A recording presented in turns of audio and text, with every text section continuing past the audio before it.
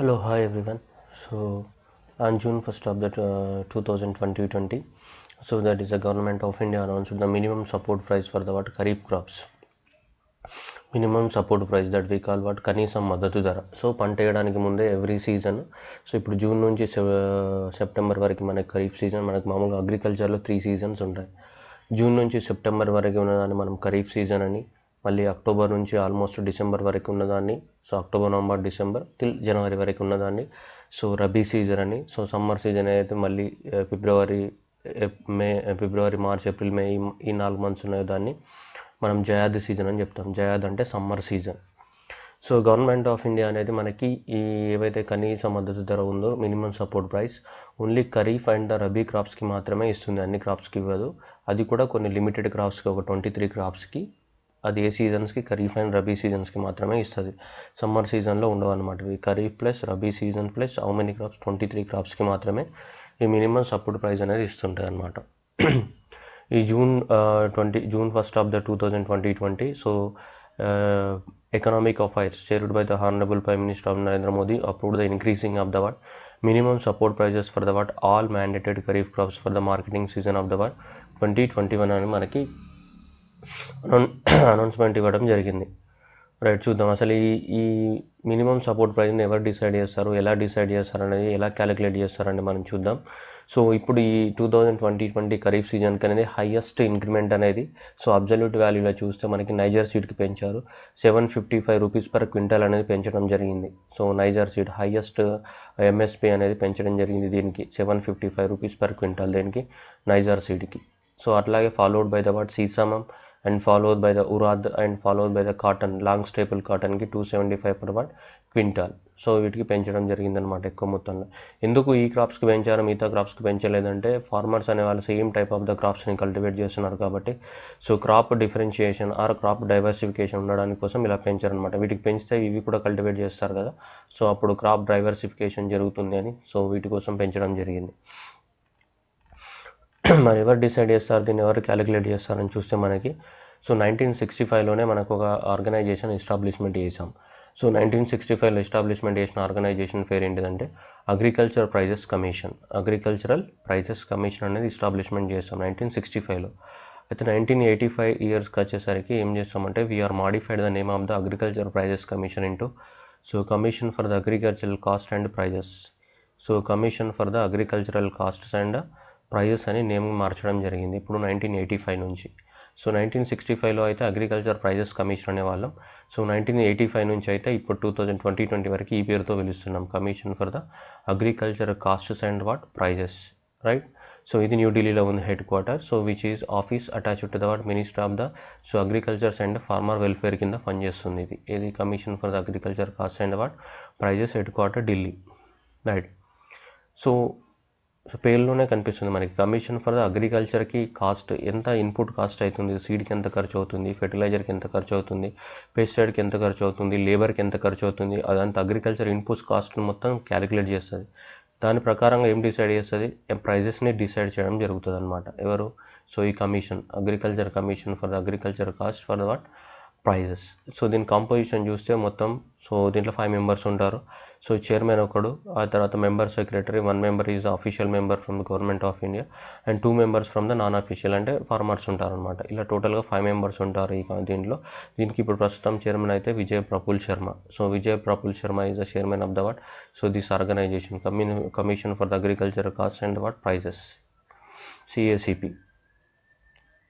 Composition, వీళ్ళు recommendation ఏం చేస్తారంటే, సో నా CACP is recommendation minimum support price 23 crops, ఒక 23 క్రాప్స్కి వీళ్ళు మినిమం సపోర్ట్ ప్రైస్ అనేది డిసైడ్ చేస్తారు every year. So government of India ఎన్ని క్రాప్స్కి ఎంఎస్పి ఇస్తుందంటే 23 క్రాప్స్కి ఎంఎస్పి ఇస్తుంది. దాంట్లో 7 సీరియల్స్ ఉన్నాయి and 5 pulses and 7 oil seeds and 4 commercial crops ఉన్నాయి ఇందులో.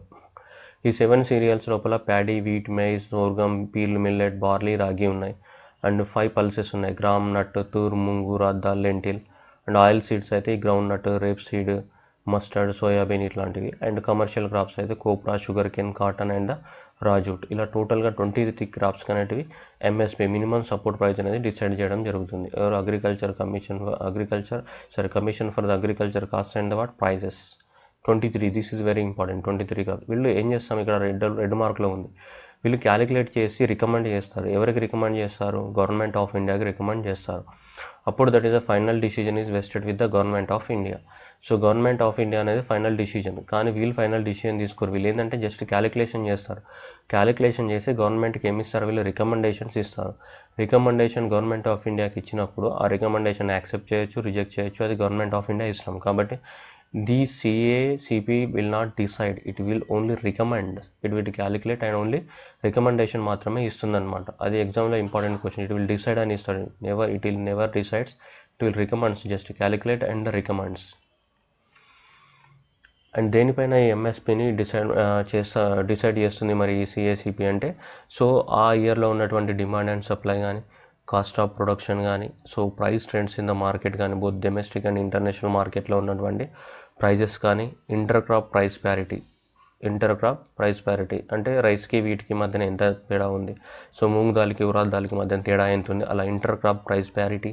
And terms of the trade between the agriculture and non agriculture, and the minimum 50% of the margin over the cost of production. This was a major criteria. So ఇది minimum cost of the what 50% as a margin over the cost of production. అంటే నువ్వు ఒక 1000 రూపాయలు అనేది నువ్వు పంట పండించడానికైతే దాని మీద కనీసం నీకు 500 రూపాయలు ప్రాఫిట్ దొరకాలి. అంటే 1000 ప్లస్ 50% అంటే ఎంత, 1500 రూపీస్ అనేది మినిమం కాస్ట్ ఉండాలన్నమాట. అప్పుడే నీకు ఫార్మర్కి అనేది అట్లీస్ట్ 50% అనేది ప్రాఫిట్ వస్తుంది. నీకు ఇన్పుట్ కాస్ట్ 500 అయితే, ఇన్పుట్ కాస్ట్ అనేది 1000 రూపీస్ అయితే దాని మీద 50% ప్రాఫిట్ ఉండాలి. అంటే 500 అంటే 1000 ప్లస్ 500 అంటే అట్లీస్ట్ 1500 అనేది మనకి ఎంఎస్పి ఉండాలి. ఇది 2005 సంవత్సరంలోనే మనకి MS Swaminathan, who is known as father of green revolution, ఆ ఎంఎస్ స్వామినాథన్ కమిటీని ఒకటి అపాయింట్ చేశారు గవర్నమెంట్ ఆఫ్ ఇండియా. సో ఆ కమిషన్ రికమెండేషన్ ఇచ్చింది, ఎంఎస్పి ఎంత ఉండాలి అంటే కనీసం 50% ఆఫ్ ద ప్రొడక్షన్ కాస్ట్ ఉండాలి అని చెప్పింది అనమాట. సో వాళ్ళు ఇవన్నీ ఫ్యాక్టర్స్ని కన్సిడరేషన్లోకి తీసుకుంటారు ఎంఎస్పిని డిసైడ్ చేసేటప్పుడు, రైట్. నౌ యాక్చువల్గా వాట్ ఈజ్ ద ఎంఎస్పి అంటే ఏంటిదనే చూద్దాం మనం. minimum support price is a guarantee price of the produce from the government of India. See here, understand, minimum support price is a guarantee price అని చెప్తున్నాడు, guarantee అని చెప్తున్నాడు. ఎవరు guarantee ఇస్తున్నారు? గవర్నమెంటే గ్యారంటీ ఇస్తుంది. సో చూద్దాం ఏంటిదని. Objective to support the farmers from the distress sales and to procure the food grains from the public distribution. So in case of the market price commodity falls below the announced minimum support price to the bumper production or gulf to market government agencies, then the government will purchase it. So దీన్ని ఏంటనే చూద్దాం మనం. ఇప్పుడు market price అనేది, so అనుకుందాం for example, take an example of the any one. So paddy ఉంది. So ప్యాడీకి MSP అనేది ఇప్పుడు 1868 రూపీస్ అనేది తీసుకుంటే, ప్యాడీ గ్రేడ్ ఏ అనేది 1388 అనేది డిసైడ్ చేసింది government of India for the year 2020-21 kharif సీజన్కి. 1388 అనేది పర్ క్వింటాల్ అనేది ఇది గవర్నమెంట్ ఆఫ్ ఇండియా డిసైడ్ చేసిన ఎంఎస్పి, రైట్. ఇప్పుడు ఫార్మర్ మార్కెట్లోకి తీసుకెళ్ళాడు అనమాట గ్రేడ్ ఏ ప్యాడీని అమ్మడానికి. సో ఎంఎస్పి ఎంత డిక్లేర్ చేసింది? 1888 అనేది ఉంది. సో 1888 రూపాయలు ఉంది. సో 1888 రూపాయలనే ఎంఎస్పి. అంటే ఇప్పుడు ఎంఎస్పి అంటే ఏంటిది? ఇక్కడ గ్యారంటీ ఇవ్వాలి. ఎవరు? గవర్నమెంట్ అనేది గ్యారంటీ ఇచ్చే ప్రైస్. ఇప్పుడు చూస్తే మనం, సో 1888 ఉన్నా కానీ 1888 కన్నా ఎక్కువ ఉన్నా కానీ ఫార్మర్ అమ్ముకుంటాడు. ఎందుకంటే గవర్నమెంటే డిక్లేర్ చేసింది ఎంత? 1888 అనేది. సో 1888కి ఈక్వల్గా ఉన్నా కానీ 1888కి ఎక్కువ ఉన్నా కానీ no problem for the farmer, ఎందుకంటే ఎంఎస్పి అంతే కదా. ఒకవేళ అనుకుందాం 1500 ఉంది, కానీ గవర్నమెంట్ ఎంత డిక్లేర్ చేసింది? 888 డిక్లేర్ చేసింది. కానీ మార్కెట్కి తీసుకెళ్ళాడు అమ్మడానికి, అప్పుడు ఎంత ఉంది? ఓన్లీ 1500 ఉంది. కానీ డిక్లేర్ చేసింది ఎంత? 1888. అంటే డిఫరెన్స్ అంటే మార్కెట్ ప్రైస్ లెస్ ఉంది దాన్ ఎంఎస్పి. అప్పుడు ఎవరు పర్చేజ్ చేయాలి? గవర్నమెంటే పర్చేస్ చేయాలి. So to at the rate of the MSP to protect the farmers. Market price is more than or equal to MSP, no problem, farmer డైరెక్ట్గా మార్కెట్లోనే అమ్మేసుకోవచ్చు. కానీ మార్కెట్ ప్రైస్ అనేది లెస్ దాన్ ఎంఎస్పి అనేది 888 ఉంది, మార్కెట్లో 1500 ఉంది. కానీ గవర్నమెంట్ ఎంత చెప్పింది? ఎంఎస్పి 1888 అని చెప్పింది. మరి అప్పుడు ఆటోమేటిక్గా గవర్నమెంటే పర్చేజ్ చేయాల్సి ఉంటుంది. అంటే గవర్నమెంటే పర్చేజ్ చేస్తుంది కాబట్టి దాని మీనింగ్ ఇయర్ గవర్నమెంటే గ్యారంటీ ఇస్తుంది దేనికి? ప్రైస్కి. ఒకవేళ మార్కెట్ ప్రైస్ కన్నా తక్కువగా ఉంటే, సో ఎంఎస్పి ప్రైస్ కన్నా మార్కెట్ ప్రైస్ తక్కువగా ఉంటే దాన్ని ఎవరు కొంటారు? గవర్నమెంటే కొంటారు. ఒకవేళ మార్కెట్ ప్రైస్ అనేది ఎంఎస్పి కన్నా సో ఈక్వల్గా ఉన్నా మోరుగా ఉన్నా డైరెక్ట్ ఫార్మర్ అమ్మేసుకోవచ్చు, ఇక్కడ మార్కెట్లోనే అమ్మేసుకోవచ్చు. ఒకవేళ ఎంఎస్పి కన్నా మార్కెట్ ప్రైస్ తక్కువ ఉంటే అప్పుడు గవర్నమెంటే పర్చేస్ చేయాల్సి వస్తుంది మనకి. సో సిఏసిపి అనేది రికమెండ్ చేస్తుంది మనకి. సిఏసిపి అనేది ఓన్లీ రికమెండేషన్స్ ఇస్తుంది. ఆ రికమెండేషన్స్ గవర్నమెంట్ ఆఫ్ ఇండియాకి ఇచ్చినప్పుడు గవర్నమెంట్ ఆఫ్ ఇండియాలో డిపార్ట్మెంట్ ఆఫ్ ఎకనామిక్ అఫైర్స్ ఉంటుంది, which works under the finance ministry కింద వర్క్ చేస్తుంది. ఇది డిపార్ట్మెంట్ ఆఫ్ ఎకనామిక్ అఫైర్స్. ఏదైతే డిపార్ట్మెంట్ ఆఫ్ ఎకనామిక్ అఫైర్స్ ఉందో ఈ డిపార్ట్మెంట్ ఎకనామిక్ అఫైర్స్ అనేది ఫైనల్ డిసిజన్ తీసుకుంటుంది. So who will decide MSP అంటే department of economic affairs, who will calculate అంటే సిఏసిపి, హూ విల్ రికమెండ్ అంటే సిఏసిపి, హూ విల్ డిసైడ్ అంటే so department of economic affairs వాళ్ళది final decision అనమాట. So ఈ department of economic affairs అనేది approve చేస్తే అది ఫైనల్ అనమాట. సో వీళ్ళు ఇచ్చింది ఏంటి, జస్ట్ రికమెండేషన్ మాత్రమే, క్యాలిక్యులేషన్ రికమెండేషన్ చేస్తారు. సో వీళ్ళు మాత్రం డిసైడ్ చేస్తారు అనమాట ఫైనల్. సో ఆన్సర్ ఇది అనమాట. హూ విల్ డిసైడ్ అంటే ఇది, who will calculate and who will recommendations అంటే ఇది, సో హూ విల్ డిసైడ్ అంటే ఇది. రైట్. ఇప్పుడు మనకి June 1, 2020 రోజు మనకి 17 క్రాప్స్కి ఈ ఖరీఫ్ సీజన్కి వాటికి ఎంఎస్పీ అనేది అనౌన్స్మెంట్ చేశారు.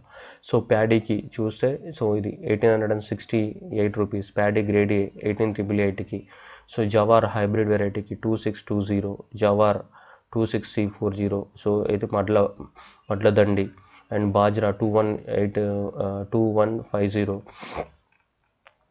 and the ragi 3295, maize 1850, tuar 6000 rupees, moong dal 7196, urad dal 6000 rupees, groundnut 5275 and sunflower 585 and soya bean 3880, sesamum 6850, niger seed 6695 and the cotton 5515 and medium staple long staple cotton 5825. So ఇవి రీసెంట్గా 17 క్రాప్స్కి government of India announcement చేసింది. ఓవరాల్గా ఎన్ని క్రాప్స్కి announcement చేస్తాం మనం, 23 క్రాప్స్కి. కానీ అన్ని 23 క్రాప్స్ అనేటివి మనకి ఖరీఫ్ సీజన్లో పండవు, కొన్ని రబీ సీజన్లో కూడా పండేటివి ఉంటాయి. అందుకోసమే మనం 17కి మాత్రమే అనౌన్స్మెంట్ చేయడం జరిగిందనమాట. రైట్. సో అది గుర్తుపెట్టుకోవాలి. Expected returns of the farmers of the production estimated highest in case of the బాజ్రాది 83% పెంచారనమాట. అంటే పర్సంటేజ్ వైజ్ తీసుకుంటే బాజ్రాది 83% పెరిగింది. కానీ అబ్జల్యూట్ వాల్యూ చూసుకుంటే నైజర్ సీడ్ది పెరిగిందనమాట మనకి, niger seed. So bajra 83%, so niger seed